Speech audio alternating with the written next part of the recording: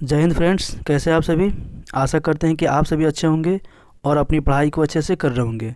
दोस्तों, अगर आप किसी भी कॉम्पिटिटिव एग्जाम की तैयारी करते हैं तो आपको हमारे चैनल्स को सब्सक्राइब करके हमसे जुड़ जाना चाहिए, क्योंकि यहाँ पे हम कॉम्पिटिटिव एग्जाम से जुड़ी जितनी भी चीज़ें होती है उसका डिस्कशन करते हैं। तो चलिए इस वीडियो में हम लोग महेश बर्णवाल का जो NCERT सार संग्रह है उसको हम लोग डिस्कस करेंगे। तो पहले भी 13 चैप्टर तक हमने ऑलरेडी डिस्कशन कर चुका है, तो आप उसको बाद में जाकर देख सकते हैं। इस वीडियो में हम लोग गुप्त साम्राज्य यानी कि अध्याय 14 को डिस्कस करेंगे, जो कि बहुत ही इंपॉर्टेंट होने वाला है। तो चलिए वीडियो को शुरू करते हैं। अभी हम लोग इसमें देखेंगे विषय विस्तार, जिसमें पहला जो गुप्त साम्राज्य का शासक था उसका सामान्य परिचय देखेंगे, जिसमें सबसे पहले जो शासक था वो श्रीगुप्त था। इसका कार्यकाल 240 से 280 ईस्वी था। उसके बाद घटोत्कच जो गुप्त साम्राज्य का दूसरा शासक हुआ 280 से 319 ईस्वी तक। उसके बाद चंद्रगुप्त प्रथम हुआ जो 319 से 335 ईस्वी तक। उसके बाद समुद्रगुप्त हुआ, फिर चंद्रगुप्त द्वितीय, उसके बाद कुमारगुप्त प्रथम, स्कंदगुप्त, उसके बाद स्कंदगुप्त के उत्तराधिकारी पुरुगुप्त, फिर कुमार गुप्त द्वितीय, उसके बाद बुधगुप्त, नरसिंहगुप्त, उसके बाद भानुगुप्त, वैन्यगुप्त, कुमारगुप्त तृतीय, विष्णुगुप्त। उसके बाद गुप्त साम्राज्य का पतन होना शुरू हो गया, जिसमें गुप्त साम्राज्य के समकालीन राजवंश थे उनको हम लोग पढ़ेंगे, प्रशासन पद्धति को पढ़ेंगे, उसके बाद सामाजिक गतिविधियों को पढ़ेंगे, और जो भागवत संप्रदाय का उद्भव हुआ और उसका विकास उसके बारे में हम लोग पढ़ेंगे। उसके बाद गुप्तकालीन प्रमुख जो मंदिरें बनी थी उसको हम लोग देखेंगे, और गुप्त काल भारत का स्वर्ण युग कैसे था इसके बारे में भी हम लोग इसमें पढ़ेंगे। उसके बाद वहाँ के साहित्य को देखेंगे और विज्ञान और प्रौद्योगिकी ये सब चीज़ें देखेंगे। चलिए आगे हम लोग बढ़ते हैं।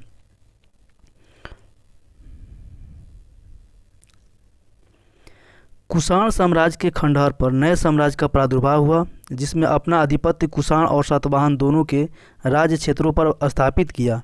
यह गुप्त साम्राज्य था। इसने संपूर्ण भारत को 320 ईस्वी से 455 ईस्वी तक एक सदी से ऊपर राजनीतिक एकता के सूत्र में बांधे रखा। उसके बाद श्रीगुप्त आता है जो 240 से 280 ईस्वी तक शासन इसने किया। प्रभावती गुप्ता के पूना स्थित ताम्रपत्र अभिलेख में श्रीगुप्त का उल्लेख गुप्त वंश के आदि राज के रूप में किया गया है। लेखों में इसका गोत्र धारण बताया गया है। इसका शासन 280 ईस्वी तक रहा। श्रीगुप्त ने महाराज की उपाधि धारण की थी। इति संघ के अनुसार श्रीगुप्त ने मगध के एक मंदिर का निर्माण करवाया था तथा मंदिर के लिए 24 गांव दान में दिए थे। घटोत्कच गुप्त 280 से 379 ईस्वी। लगभग 280 ईस्वी में श्रीगुप्त ने घटोत्कच को अपना उत्तराधिकारी बनाया। घटोत्कच ने महाराज की उपाधि धारण की थी। प्रभावती गुप्ता के पूना एवं रिद्धपुर ताम्रपत्र अभिलेख में घटोत्कच को गुप्त वंश का प्रथम शासक बताया गया है। उसके बाद है चंद्रगुप्त प्रथम, जिसका जो शासनकाल है 319 से 335 ईस्वी तक रहा है। चंद्रगुप्त प्रथम गुप्त वंश का पहला प्रसिद्ध शासक हुआ। श्रीगुप्त व घटोत्कच महाराज कहलाते थे। वहीं चंद्रगुप्त प्रथम ने महाधिराज की उपाधि धारण की थी। चंद्रगुप्त प्रथम ने लिच्छवी राजकुमारी कुमारी देवी से विवाह किया था। गुप्त वंश के सर्वप्रथम चंद्रगुप्त प्रथम ने रजत यानी चांदी की मुद्राओं का प्रचलन प्रारंभ करवाया था। चंद्रगुप्त प्रथम महान शासक हुआ क्योंकि उसने 319 से 20 ईस्वी में अपने राज्यवहन की स्मृति में गुप्त संवत चलाया था। गुप्त शासकों की प्रमुख उपाधियाँ, तो ये शासक हो गए और इनकी उपाधियाँ। तो जो श्रीगुप्त था इसका प्रमुख उपाधि था आदिराज या महाराज। घटोत्कच का उपाधि था महाराज, और चंद्रगुप्त प्रथम का उपाधि था महाधिराज राज। समुद्रगुप्त का था प्राक्रमांक। वहीं चंद्रगुप्त द्वितीय का था विक्रमादित्य या विक्रमांक। कुमारगुप्त का उपाधि था महेंद्रादित्य, और स्कंदगुप्त का ये उपाधि था शक्रादित्य या शक्रूपम। गुप्त साम्राज्य का हम लोग फ्लो चार्ट देख लेते हैं। तो गुप्त साम्राज्य में सबसे पहले श्रीगुप्त हुआ शासक। उसके बाद इसका जो उत्तराधिकारी घटोत्कच हुआ, और घटोत्कच दोनों पूर्ण स्वतंत्र शासक नहीं थे, ये श्रीगुप्त और घटोत्कच। इसके बाद चंद्रगुप्त प्रथम, ये गुप्त वंश का वास्तविक संस्थापक इसको माना जाता है, जो गुप्त संवत 319 ईस्वी में प्रारंभ किया। उसके बाद समुद्रगुप्त हुआ, और इसके बाद इसका रामगुप्त इसका भाई था। समुद्रगुप्त के बाद चंद्रगुप्त द्वितीय शासक बना, जिसको विक्रमादित्य की उपाधि से भी नवाजा गया था। और गुप्त काल का स्वर्ण युग इसी के समय माना जाता है। और चीनी यात्री जो फयान था ये समुद्रगुप्त के समय ही चंद्रगुप्त द्वितीय के समय ही आया था। चंद्रगुप्त द्वितीय के बाद कुमारगुप्त प्रथम हुआ, जो महेंद्रदित्य उपाधि से सम्मानित किया हुआ था। और जो नालंदा विश्वविद्यालय की स्थापना हुई थी तो इसी के द्वारा किया गया था। कुमारगुप्त के बाद स्कंदगुप्त हुआ, जो क्रामदित्य या फिर हुणों का आक्रमण गुप्त वंश का अंतिम शासक भी इसको माना गया है। इसके बाद हम लोग देखेंगे समुद्रगुप्त। तो जो चंद्रगुप्त प्रथम के पुत्र और उत्तराधिकारी समुद्रगुप्त ने गुप्त वंश का अत्यधिक विस्तार किया। उसके दरबारी कवि हरिश्चंद्र ने अपने आश्रयदाता के पराक्रम का उदात्त वर्णन किया। समुद्रगुप्त द्वारा विजित क्षेत्र को 5 समूहों में बांटा जा सकता है। प्रथम समूह में गंगा यमुना द्वीप के वे शासक जिन्हें पराजित कर उनके राज्य गुप्त साम्राज्य में मिला लिए गए। दूसरा है द्वितीय समूह, जिसमें पूर्वी हिमालय के राज्यों और कुछ सीमावर्ती राज्यों के शासक हैं, जैसे नेपाल, असम, बंगाल आदि के शासक। उसके बाद है तृतीय समूह, जिसमें वे आटविक राज्य यानी जंगली क्षेत्रों में स्थित राज्य थे, जो विंध्य क्षेत्र में पड़ते थे। चतुर्थ समूह में पूर्वी दक्कन और दक्षिण भारत के 12 शासक हैं, जिन्हें पराजित कर छोड़ दिया गया। समुद्रगुप्त तमिलनाडु में कांची तक पहुंचा, जहां इसने पल्लवों से अपनी प्रभुसत्ता स्वीकार कराई। पांचवें समूह में शकों और कुषाणों के नाम हैं, जिनमें से कुछ अफगानिस्तान में राज करते थे। ऐसा कहा गया है कि समुद्रगुप्त ने उन्हें पदच्युत कर दिया तथा सुदूर देश के शासकों को अपने अधीन कर लिया। एक चीनी स्रोत के अनुसार श्रीलंका के राजा मेघवर्मन ने गया में बुद्ध का मंदिर बनवाने की अनुमति प्राप्त करने के लिए समुद्रगुप्त के पास दूत भेजा था। इलाहाबाद की प्रशस्ति से प्रतीत होता है कि चंद्रगुप्त को कभी पराजय का सामना नहीं करना पड़ा। उसे अपनी बहादुरी एवं युद्ध कौशल के कारण भारत का नेपोलियन कहा जाता है। B.A. स्मिथ ने चंद्रगुप्त को भारत का नेपोलियन कहा है। समुद्रगुप्त को लिच्छवी दहेत्री कहकर गर्व का अनुभव करता था, यानी कि समुद्रगुप्त अपने को लिच्छवी दहेत्री, ठीक है, ये कहकर अपने आप को गर्व महसूस करता था। उसके बाद चंद्रगुप्त द्वितीय है, जिसका शासनकाल 380 से 412 ईस्वी तक था। चंद्रगुप्त द्वितीय के शासनकाल में गुप्त साम्राज्य अपने चरमोत्कर्ष पर पहुंच गया। चंद्रगुप्त द्वितीय का उज्जैन स्थित दरबार कालिदास और अमर सिंह जैसे बड़े बड़े विद्वानों से विभूषित था। चंद्रगुप्त द्वितीय के रत्न, जिसमें हरिसेन कवि थे और इनकी कविता बहुत ही प्रसिद्ध थी। वैसे ही बारहमिहिर जो खगोल वैज्ञानिक थे और इनका जो रचना था वो बृहद संहिता था। उसके बाद वर रुचि जो व्याकरण के क्षेत्र में मतलब कि प्रख्यात थे और इन्होंने व्याकरण यानी संस्कृत में इसकी रचना की थी। उसके बाद चौथा है धन्वंतरी, जो चिकित्सा के क्षेत्र में बहुत ही प्रसिद्ध थे और इनकी जो रचना थी वो आयुर्वेद चिकित्सा पुस्तक थी। पांचवा थे छपणक, जो ज्योतिष विद्या में प्रसिद्ध थे और ये ज्योतिष शास्त्र की रचना किए थे। उसके बाद अमर सिंह, जो शब्दकोश की रचना के लिए बहुत ही प्रसिद्ध थे और अमर कोश की इन्होंने रचना किया था। कालिदास, ये नाटक और काव्य में बहुत ही प्रसिद्ध थे और अभिज्ञान शकुंतलम मेघदूत नामक रचना इन्होंने किया था। शंकु, जो वास्तुकला में बहुत ही प्रसिद्ध थे और ये शिल्प शास्त्र नामक पुस्तक लिखे थे। वैसे ही बेताल भट्ट, जो जादू के क्षेत्र में प्रसिद्ध थे और मंत्रा शास्त्र इन्होंने रचना किया था। ये है गुप्त साम्राज्य का उस समय का ये मैप, तो इसमें हम लोग देख सकते हैं, जिसमें पूरे ये दिखाया गया है कि वाकाटक शासक कहाँ थे। ये वाकाटक यहाँ पे थे और ये यानी कि वहाँ उस समय का जो क्षेत्र था उसको इसमें दिखाने की कोशिश किया गया है। चलिए आगे हम लोग बढ़ते हैं। चंद्रगुप्त द्वितीय ने अपनी कन्या प्रभावती के विवाह वाकाटक शासक रुद्रसेन द्वितीय से कराया, जो ब्राह्मण जाति का था तथा मध्य भारत में शासन करता था। वाकाटक राज पर अप्रत्यक्ष रूप से अपना प्रभाव स्थापित कर चंद्रगुप्त द्वितीय ने पश्चिमी मालवा और गुजरात पर प्रभुत्व स्थापित कर लिया तथा वहां के 400 साल पुराने शक क्षत्रपों के शासन का अंत कर दिया। चंद्रगुप्त द्वितीय ने उज्जैन को द्वितीय राजधानी बनाया। चंद्रगुप्त द्वितीय ने विक्रमादित्य की उपाधि धारण की। यह उपाधि इससे पूर्व 57 ईस्वी में उज्जैन के शासक ने पश्चिमी भारत में शक क्षत्रपों पर विजय पाने का उपलक्ष्य में धारण की थी। चंद्रगुप्त द्वितीय ने 2 रजत मुद्राओं यानी कि सिल्वर क्वाइंस का सर्वप्रथम प्रचलन करवाया था। चंद्रगुप्त के सिक्के पर देवश्री लिखा हुआ था। मेहरौली से प्राप्त एक लौह स्तंभ में चंद्र नामक शासक की पहचान चंद्रगुप्त विक्रमादित्य से की जाती है। चंद्रगुप्त के समय में चीनी यात्री फायान भारत आया था, यानी कि चंद्रगुप्त के समय चीनी यात्री फायान, ये बहुत इंपॉर्टेंट है और बहुत बार एग्जाम में इसको पूछा जा चुका है। तो फायान कब आया था? 399 से 414 ईस्वी के बीच में इन्होंने आया था। चंद्रगुप्त द्वितीय विक्रमादित्य के पश्चात उसका पुत्र कुमारगुप्त प्रथम गुप्त साम्राज्य का शासक बना। अब कुमारगुप्त प्रथम जो था इसको महेंद्रादित्य भी कहा जाता था, जिसकी शासनकाल 415 से 455 ईस्वी तक रहा। उसकी मुद्राओं पर श्री महेंद्र या फिर महेंद्रादित्य आदि उपलब्धियाँ अंकित थी। उसके स्वर्ण सिक्कों पर उसे गुप्त कुलालम या चंद्र एवं गुप्त कुल व्योमशसी कहा गया है। शक्रादित्य को कुमारगुप्त की उपाधि महेंद्रादित्य को शरणार्थी माना गया है। कुमारगुप्त ने अश्वमेघ यज्ञ किया और अश्वमेघ प्रकार की मुद्रा चलाई। कुमारगुप्त के शासनकाल में नालंदा विश्वविद्यालय की स्थापना की गई थी। विश्वविद्यालय में समय की माप के लिए जल घड़ी का प्रयोग किया जाता था। प्रत्येक छात्र एवं छात्राओं के लिए विश्वविद्यालय में प्रवेश के लिए प्रतियोगी परीक्षा से गुजरना पड़ता था। कुमारगुप्त के समय सर्वाधिक गुप्तकालीन अभिलेख प्राप्त हुए हैं, जिनकी संख्या लगभग 18 है। इसके समय में गुप्तकालीन स्वर्ण मुद्राओं का सबसे बड़ा ढेर बनाया या मुद्रा भंडार से प्राप्त हुआ है, जिसमें 623 मुद्राएं मिली हैं। इसमें मयूर शैली की मुद्राएं सर्वाधिक महत्वपूर्ण है।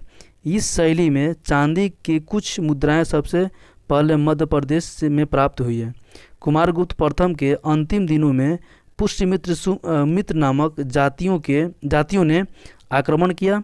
इसका उल्लेख स्कंदगुप्त के भीतरी अभिलेख में मिलता है। कुमारगुप्त ने इन्हें पराजित करने के लिए अपने योग्य पुत्र स्कंदगुप्त को भेजा। स्कंदगुप्त पुष्यमित्रों को पराजित करने में सफल हुआ। उसके बाद है स्कंदगुप्त, जिसको शक्रादित्य भी कहा गया है। स्कंदगुप्त वंश का अंतिम प्रतापी शासक था। कहोम अभिलेख से विदित होता है कि इसने शक्रादित्य की उपाधि धारण की थी। हुणों का गुप्त साम्राज्य पर आक्रमण स्कंदगुप्त के शासनकाल में की महत्वपूर्ण घटना थी। श्वेत हुणों को पूर्वी हुण भी कहा जाता है, जिन्होंने हिंदू कुश पार कर गंधार प्रवेश पर आक्रमण किया तथा गुप्त साम्राज्य के कुछ भाग पर अधिकार कर लिया। स्कंदगुप्त न केवल एक योग्य सैन्य शासक था, अपितु एक आदर्श प्रशासक भी था। जूनागढ़ अभिलेख से पता चलता है कि उसने सौराष्ट्र प्रांत में पर्णदत्त को अपना राज्यपाल नियुक्त किया।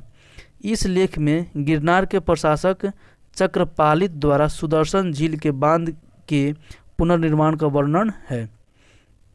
वेनसांग ने नालंदा संघाराम को बनवाने वाले शासकों में शक्रादित्य के नाम का उल्लेख किया है, जिसने स्कंदगुप्त द्वारा नालंदा संघाराम को सहायता देने का प्रमाण मिलता है। स्कंदगुप्त ने चीन के साथ मित्रतापूर्ण संपर्क बनाए रखा तथा 466 ईस्वी में एक राजदूत को चीन के सांग सम्राट के दरबार में भेजा। स्कंदगुप्त के उत्तराधिकारी पुरुगुप्त हुआ, जो 467 से 476 ईस्वी तक शासन किया। यह कुमारगुप्त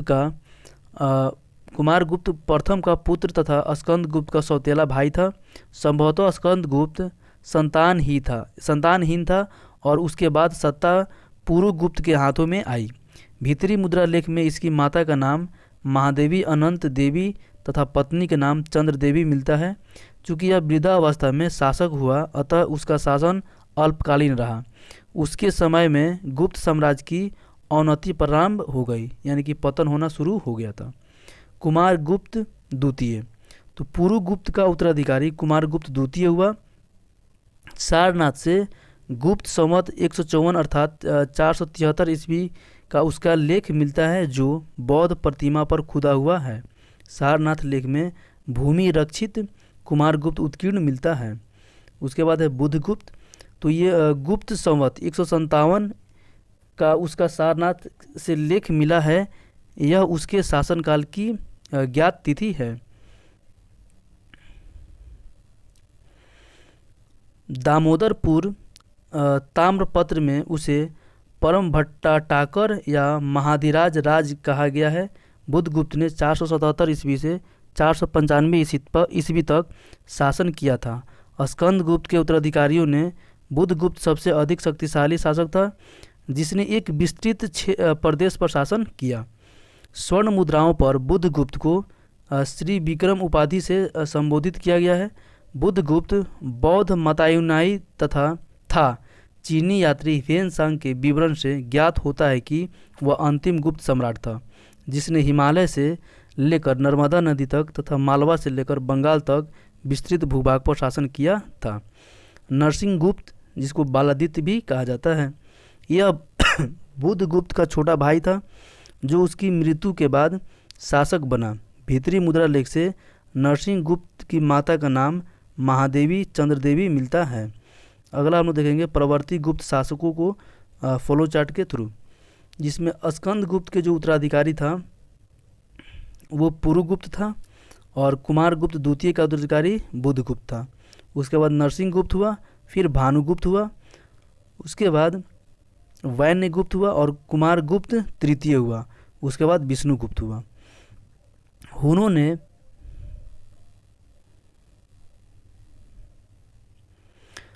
ने नरेश मिहिर कुल बड़ा क्रूर व अत्याचारी था।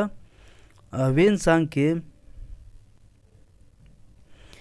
विवरण से पता चलता है कि उसने मगध के शासक बालादित्य पर आक्रमण किया, किंतु पराजित हुआ और बंदी बना लिया गया। बालादित्य ने अपनी माता के कहने पर उसे मुक्त कर दिया। नरसिंहगुप्त बौद्ध मतायुन यानी कि बौद्ध मत के हिसाब से उसने बौद्ध विद्वान वसुबंधु की शिष्यता ग्रहण की थी। नालंदा मुद्रा लेख में नरसिंहगुप्त को परम भागवत कहा गया है। भानुगुप्त का एरन से एक प्रशस्त्र स्तंभ लेख प्राप्त हुआ है। यह 510 ईस्वी का है।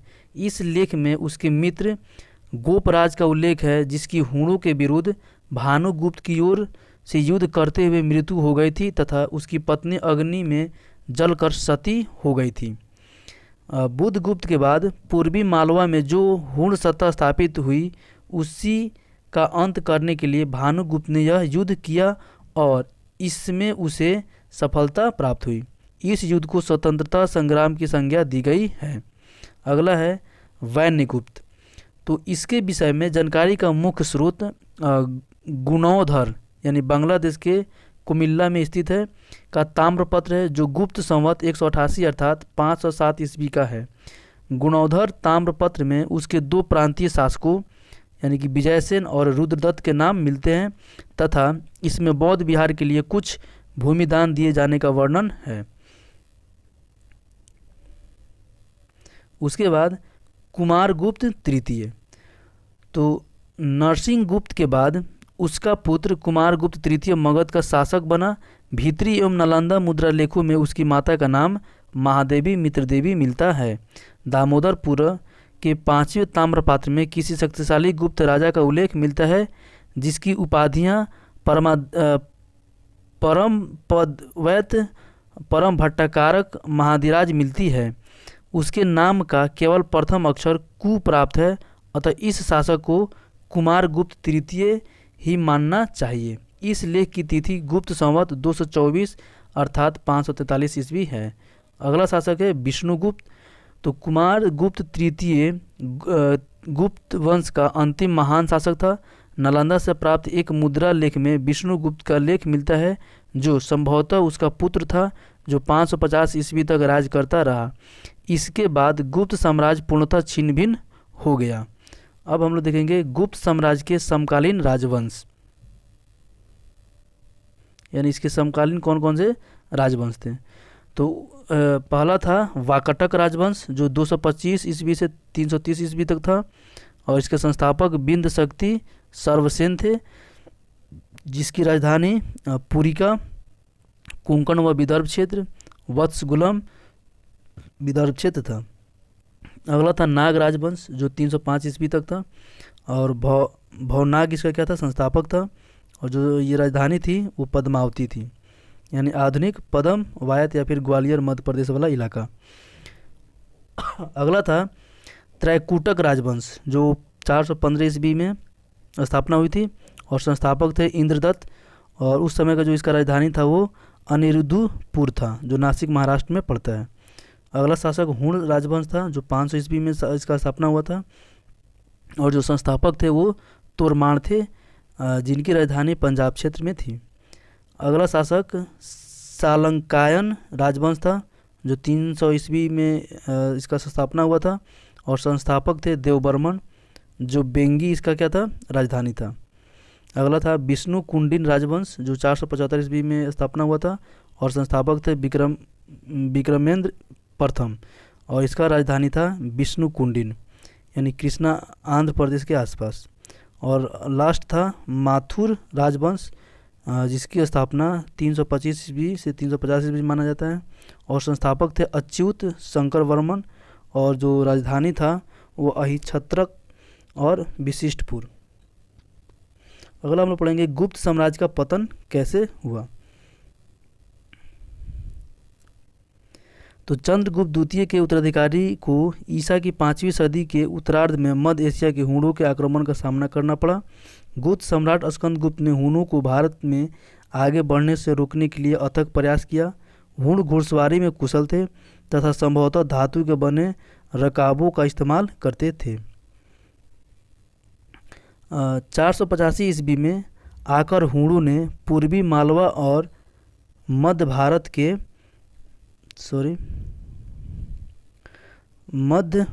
के बड़े हिस्से को अपने अधिकार में कर लिया तथा 6ठी सदी के आरंभ में गुप्त साम्राज्य बहुत ही सीमित हो गया था। मालवा नरेश ने गुप्त शासकों की सत्ता को चुनौती दी और संपूर्ण उत्तर भारत में अपना प्रभुत्व स्थापित करने के उपलक्ष्य में 532 ईस्वी में विजय स्तंभ खड़े किए। सामंत राजाओं ने भी गुप्त साम्राज्य को और भी दुर्लभ बना दिया।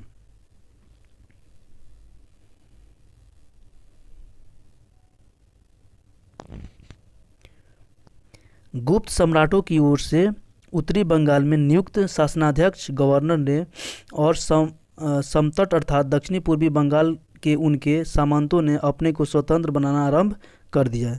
विदेशी व्यापार के ह्रास से गुप्त साम्राज्य की आय निश्चित रूप से कम हुई होगी, जिसके कारण रेशम बुनकरों की एक श्रेणी 473 ईस्वी में गुजरात से मालवा चली गई तथा वहां उन बुनकरों ने अन्य पेशे अपना लिए।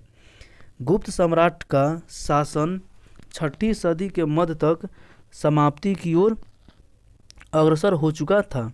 उत्तर प्रदेश के गाजीपुर जिले में भीतरी नामक स्थान पर भीतरी स्तंभ लेख मिलता है।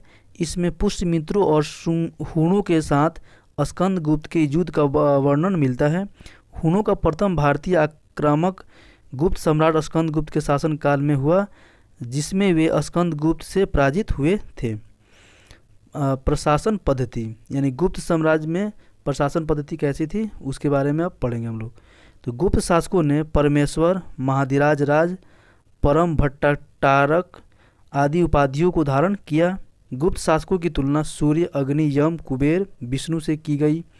राजपद वंशानुगत था, परंतु राजसत्ता ज्येष्ठाधिकार की अटल प्रथा के अभाव में सीमित थी। उस समय की जो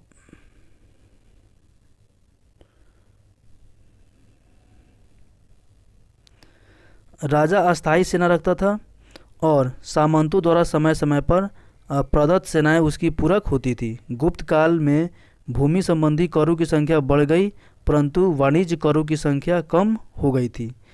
राज्य द्वारा उपज को चौथे भाग से लेकर के 6ठे भाग तक कर के रूप में लिया जाता था।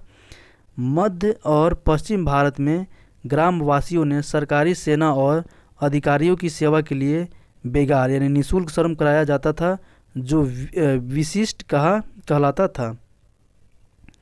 गुप्त काल में न्याय पद्धति अत्यधिक विकसित थी।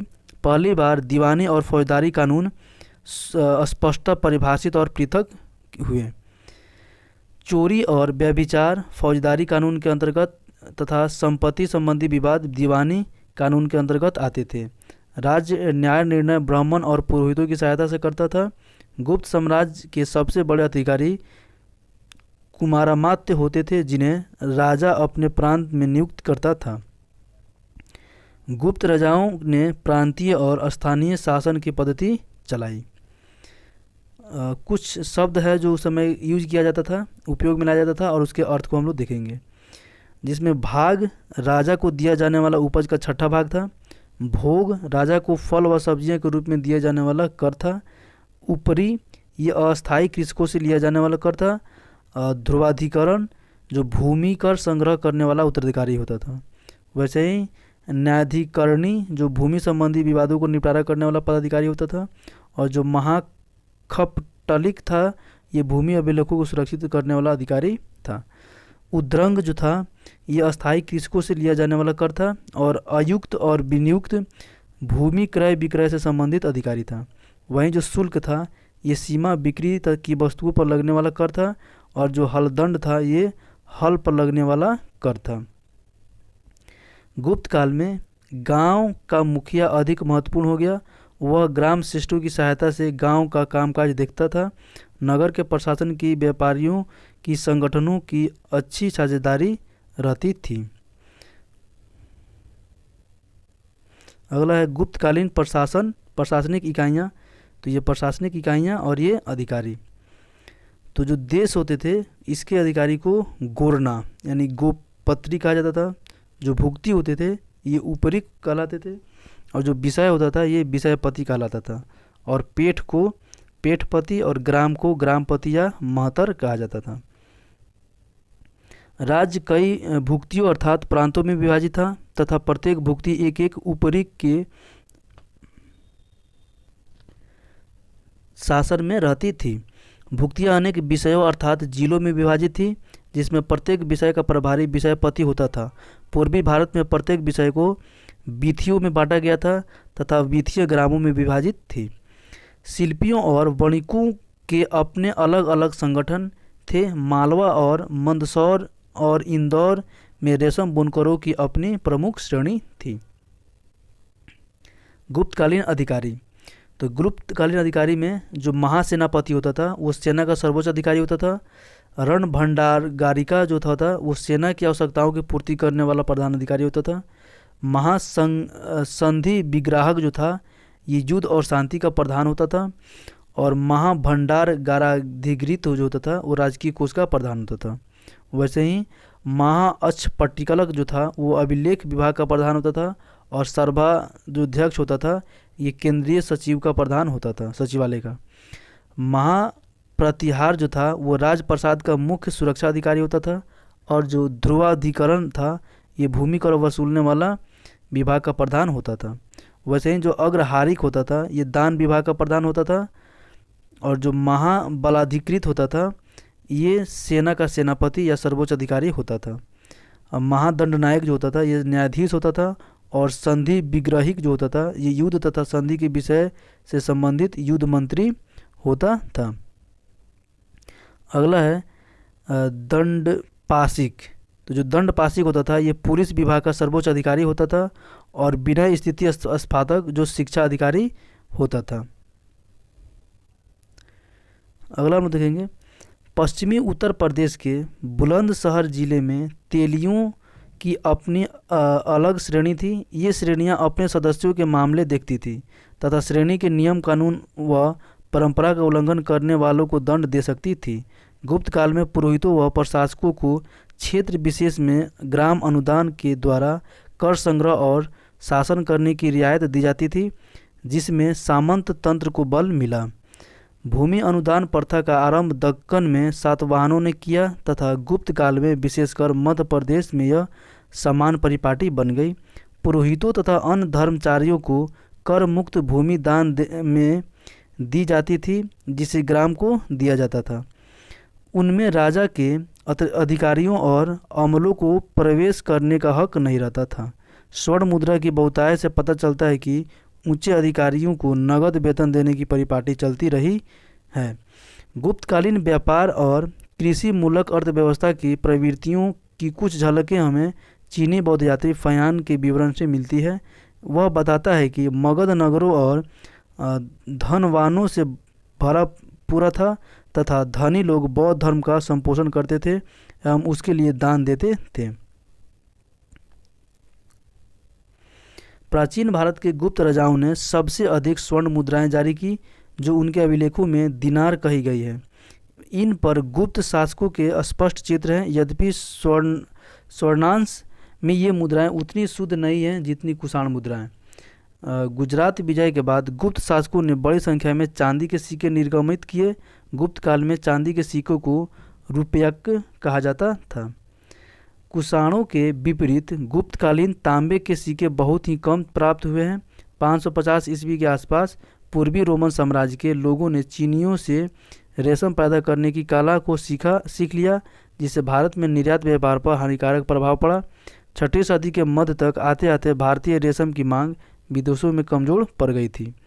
ब्राह्मण पुरोहितों का भूस्वामियों के रूप में उदय किसानों के हितों के विपरीत था। मध्य और पश्चिम भारत के किसानों से बेगार लिया जाने लगा।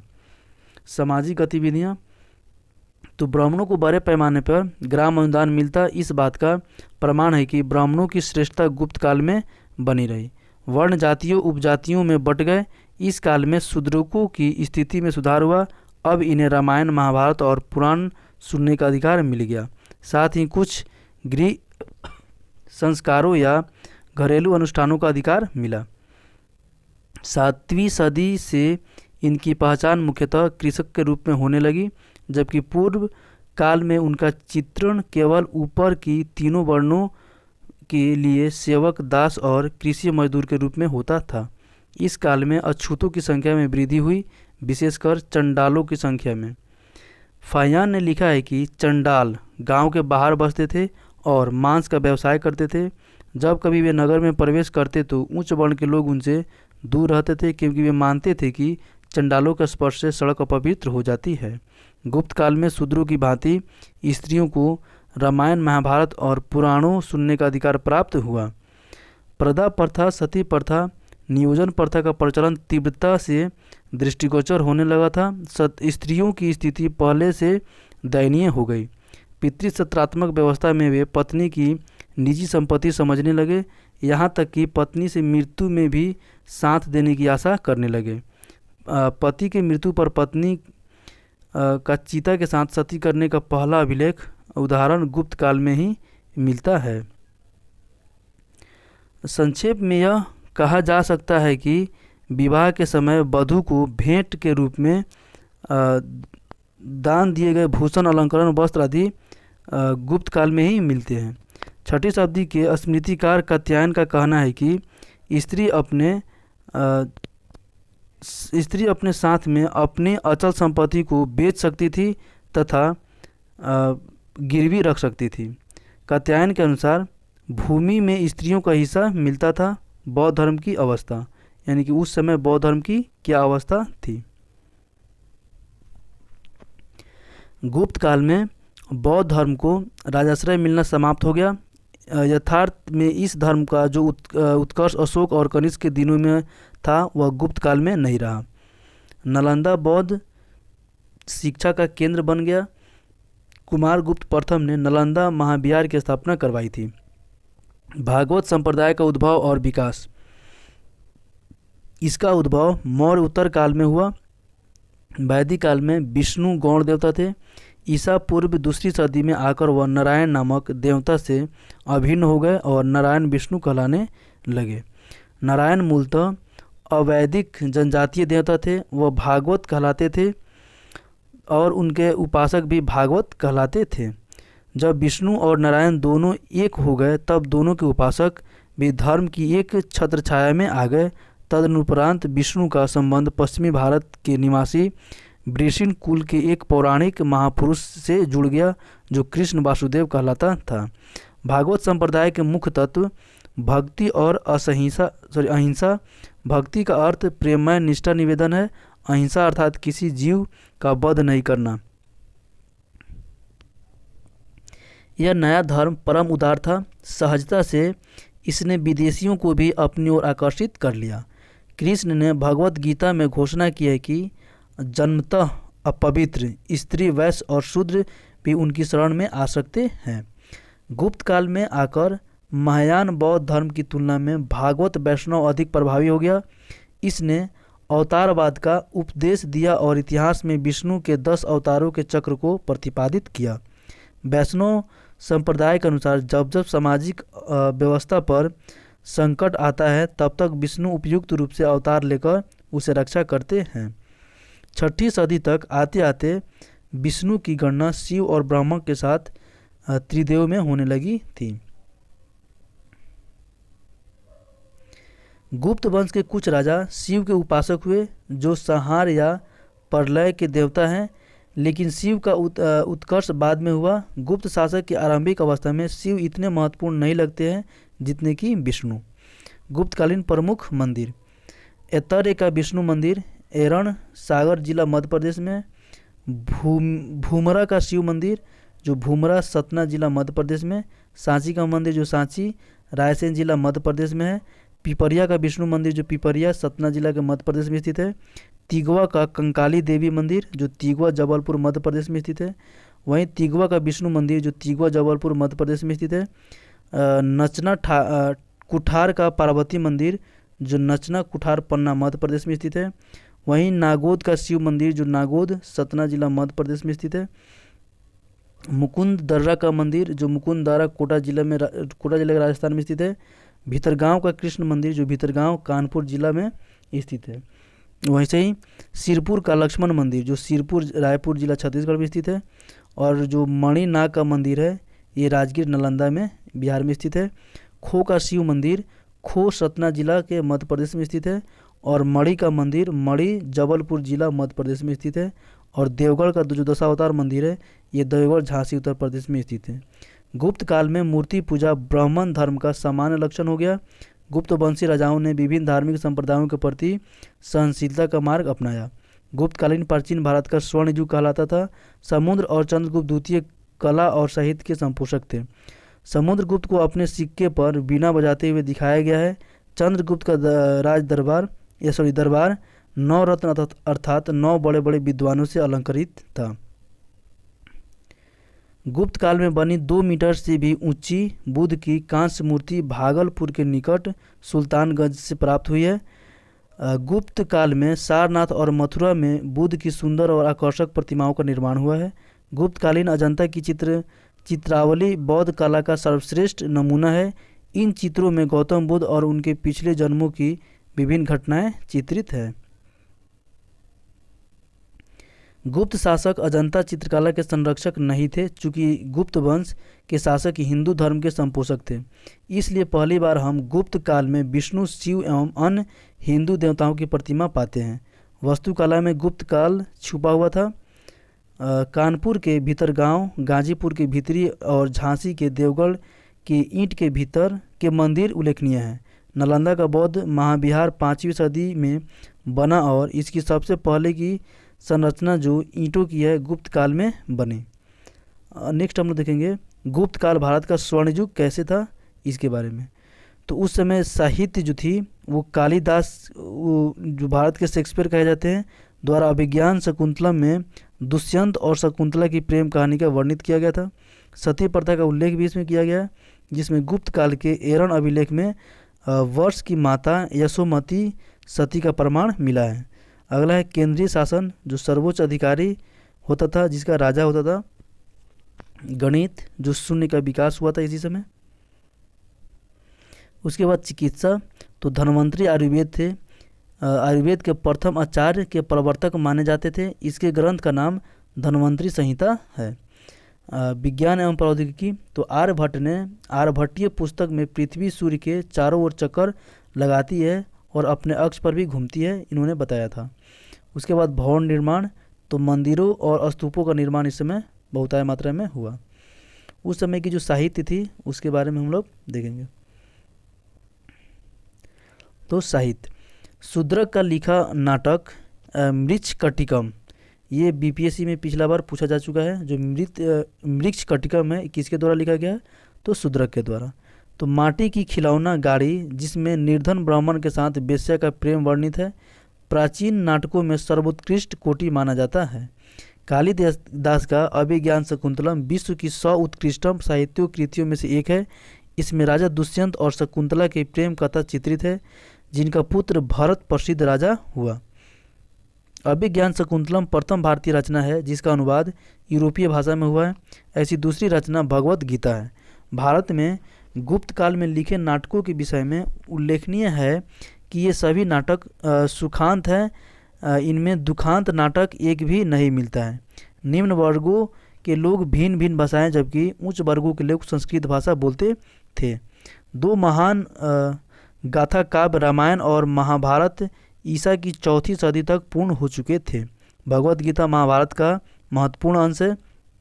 इसमें शिक्षा दी गई है कि वर्ण और जाति के अनुसार जिसका जो कर्तव्य निर्धारित है उसे उसका पालन किसी भी स्थिति में एवं किसी भी प्रतिफल की कामना किए बिना करना चाहिए। इसमें अंतिम संकलन का संपादन गुप्त काल में हुआ था। इस काल में बहुत सी स्मृतियाँ लिखी गई है जिनमें सामाजिक और धार्मिक नियम कानून संकलित किए गए हैं। गुप्त काल में पाणिनि और पतंजलि के ग्रंथों के आधार पर संस्कृत व्याकरण का विकास हुआ। अमरकोश का संकलन चंद्रगुप्त द्वितीय की सभा के एक नवरत्न अमर सिंह ने किया था। प्राचीन रीति से संस्कृत पढ़ने वाले छात्रों को इस शब्दकोश का ज्ञान होना आवश्यक माना जाता था। इस काल में जटिल अलंकारिक शैली का विकास हुआ जो पुरानी सरल संस्कृत साहित्य की शैली से भिन्न थी। कुछ टीका ग्रंथ भी मिलते हैं। संस्कृत निसंदेह गुप्त शासकों की शासकीय भाषा थी। इस काल में रचित धर्मनिरपेक्ष साहित्य की बहुत सी रचनाएं पाई जाती हैं। गुप्त युग में बौद्ध दर्शन पर अनेक ग्रंथों की रचना हुई है। असंग महायान धर्म का प्रकांड विद्वान था। असंग ने योगाचार, भूमिशास्त्र, प्रकरण आचार्यवाचा, महायान सूत्रालंकार, वज्रछेदिका, टीका, महायान संपरिग्रह और महायान भीरधर्म संगीत शास्त्र आदि ग्रंथ लिखे।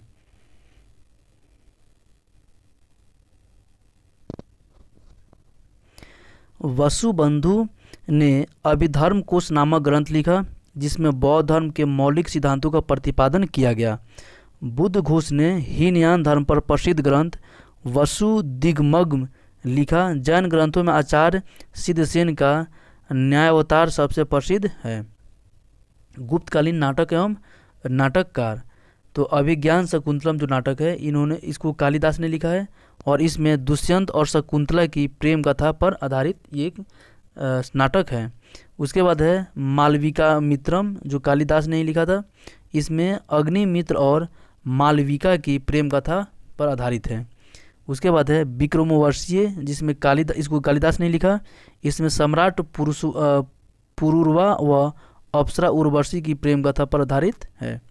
उसके बाद है मुद्रा राक्षस जिसकी रचना विशाखादत्त ने किया था और एक ऐतिहासिक नाटक में चंद्रगुप्त मौर्य के मगध के सिंहासन पर बैठने की कथा का वर्णन किया गया है। उसके बाद है मृक्षकटिकम जो शूद्रक ने लिखा था। इस नाटक में नायक चारुदत्त, नायिका वसंत सेना के अतिरिक्त राजा, ब्राह्मण, जुआरी, व्यापारी, वेश्या, चोर एवं धूर्तदास का वर्णन है। उसके बाद है देवी चंद्रगुप्तम जिसकी रचना विशाखादत्त ने की थी। इस ऐतिहासिक नाटक में चंद्रगुप्त द्वारा शक राज का वध कर ध्रुव स्वामिनी से विवाह का वर्णन है। उसके बाद है चारुदत्तम जिसका रचना भास ने किया था और इस नाटक का नायक चारुदत्त मूलतः भास की कल्पना है। उसके बाद है प्रतिज्ञायंग धारणम जो भास ने लिखा था। इसमें महाराज उदयन द्वारा यौन धारण की सहायता से वासवदत्ता को उज्जैनी से लेकर जाने का वर्णन है। उसके बाद है स्वप्नवाददत्तम जिसकी रचना भास ने किया था। इसमें महाराजा उदयन व वासवदत्ता की प्रेम कथा का वर्णन है। हरिसेन द्वारा समुद्रगुप्त के सम्मान में प्रयाग प्रशस्ति, वालसुल मंदसौर के शासक यशोवर्मन के सम्मान में मंदसौर प्रशस्ति प्रसिद्ध है। गुप्त काल में अनेक स्मृतियों एवं सूत्रों पर भास लिखे गए हैं। अनेक पुराणों एवं रामायण एवं महाभारत को अंतिम रूप दिया गया है। नारद, कात्यायन, पराशर, बृहस्पति आदि स्मृतियों की रचना हुई है। गुप्त काल की महत्वपूर्ण रचनाएं, तो मालविकामित्रम कालिदास के द्वारा, अभिज्ञान शकुंतलम कालिदास के द्वारा ही रचना किया गया था। मेघदूतम ये कालिदास के ही इसके रचनाकार हैं। ऋतुसंहारम कालिदास ही इसके रचनाकार हैं। कुमार संभवम कालिदास के द्वारा ही लिखा गया है। रघुवंशम कालिदास के द्वारा ही लिखा गया है। विक्रमोर्वश्यम कालिदास ने लिखे हैं। देवी चंद्रगुप्तम विशाखा दत्त के द्वारा। मुद्रा राक्षस विशाखा दत्त। 10 कुमार चरित्र दंडिन के द्वारा। काव्य दर्शन दंडिन के द्वारा ही लिखा गया है। और न्यायावतार सिद्धसेन के द्वारा। स्वप्न वासवदता भास के द्वारा। और चारुदत्तम भास के द्वारा ही लिखा गया है। अगला है पंचतंत्र की कहानी, ये विष्णु शर्मा के द्वारा। चरक संहिता चरक के द्वारा। ब्रह्म सिद्धांत आर्यभट्ट के द्वारा लिखा गया है। विशुद्ध दिग्म जो बुद्धघोष के द्वारा लिखा गया है। योगाचार असंग के द्वारा। और उरुभंग भास के द्वारा इसकी रचना किया गया है। अगला है कीर्तुर्जानियम यानी कीर्तुन अर्जुनियम जो भारवी के द्वारा लिखा गया है। अमर कोश की रचना अमर सिंह के द्वारा। और रावण वध वत्स भट्टी के द्वारा। चंद्र व्याकरण चंद्र गोमिन के द्वारा। और बृहद संहिता वरामिहिर के द्वारा किया गया है। पंच सिद्धांतिका वरामिहिर के द्वारा। और आर्यभट्टियम जो है वह आर्यभट्ट के द्वारा किया गया है इसका रचना। अगला है मृच्छकटिकम जो शूद्र के द्वारा इसकी रचना की गई है। विज्ञान एवं प्रौद्योगिकी के बारे में देखेंगे, तो गणित के क्षेत्र में गुप्त काल महत्वपूर्ण ग्रंथ आर्यभट्टियम है। इसकी रचना आर्यभट्ट पाटलिपुत्र के निवासी के द्वारा किया गया था। आर्यभट्ट को गुप्त युग का सबसे महान वैज्ञानिक, गणितज्ञ और ज्योतिषी माना जाता है।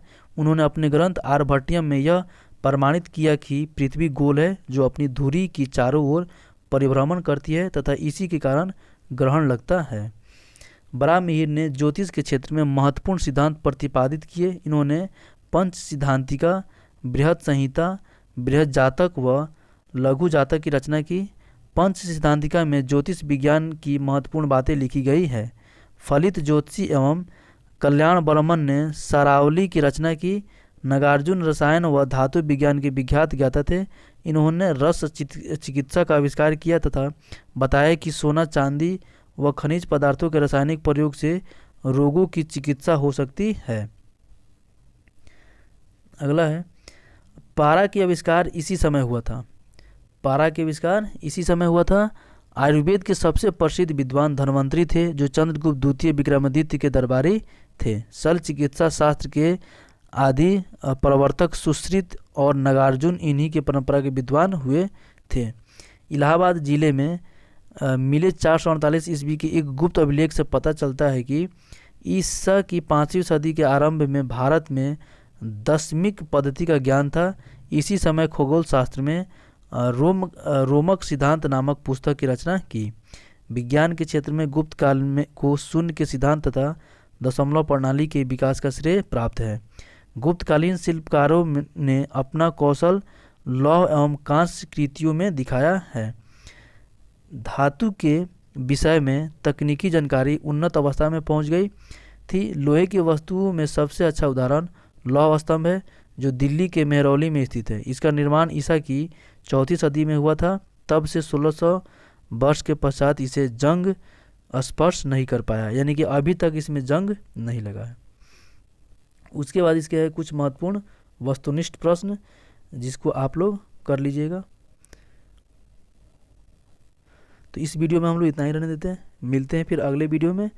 आशा करते हैं कि आप सभी को अच्छा लगा होगा। तो प्लीज़ वीडियो को लाइक कर लीजिए और चैनल को सब्सक्राइब कर दीजिए और अपने जो स्टडी ग्रुप हैं दोस्तों को शेयर कर दीजिए। मिलते हैं फिर अगले वीडियो में। तब तक के लिए जय हिंद। अपना पढ़ाई जारी रखें। धन्यवाद।